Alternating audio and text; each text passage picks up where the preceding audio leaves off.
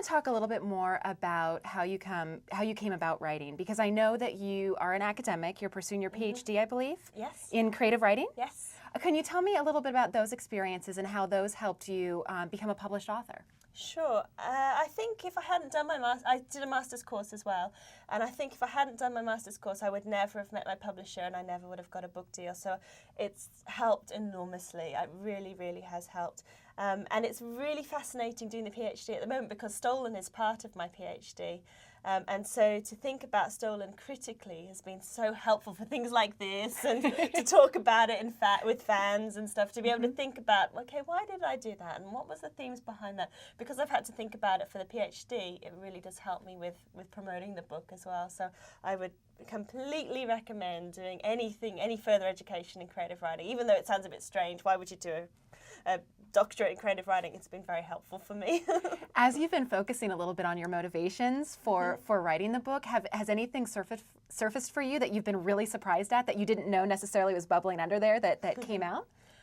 That's very interesting. Well, there was things that happened when I was writing the book. I can remember writing the book, and I thought I set out to write this book to just talk about land, really. I just wanted to talk about how the desert's been portrayed and what I thought about the desert and all these kinds of things. And then as I was getting into the book, I realized that the book was actually saying something more about relationships and about young women finding themselves in a controlling relationship that might not necessarily be the right thing for them, and how they would maybe get out of that.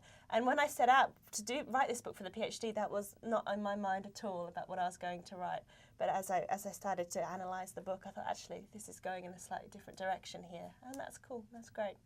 Can you tell me about some of your experiences with the desert when you were younger? Is there any couple of times that really stand out for you that solidified in your mind that you used to write the book? Yeah, definitely.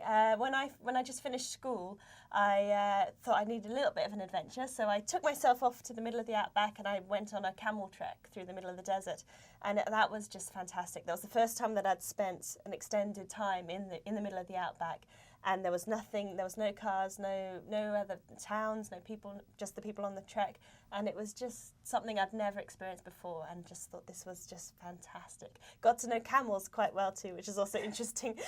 And we see a camel in the book. Yeah, he's based on the camel that I had on the trek.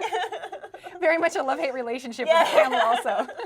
Yeah, you could say that. Okay, so you have had the experience of the desert. Would you recommend to your young adult readers who maybe read the book and really liked it, would you recommend maybe a vacation to the outback for them? Totally, definitely. But I would also recommend to do it in a sort of sensible way as well. Because the second time I went to the outback, for the book, I went to research the book, and I drove right through the middle of the sandy desert for 3.5 weeks. Wait, 3.5 weeks? Yes. That is quite a long time. Yeah, it was quite a long time. And there was sort of patches in that time, sort of for 3 or 4 days, where we didn't see any other cars coming towards us, any cars passing us. And we were on highways, and there was nothing there. But when we did that, the government recommends that you travel in a convoy, because if you do break down, if something happens and you're stuck there, there might be sort of days, weeks when no one's going to come past and find you.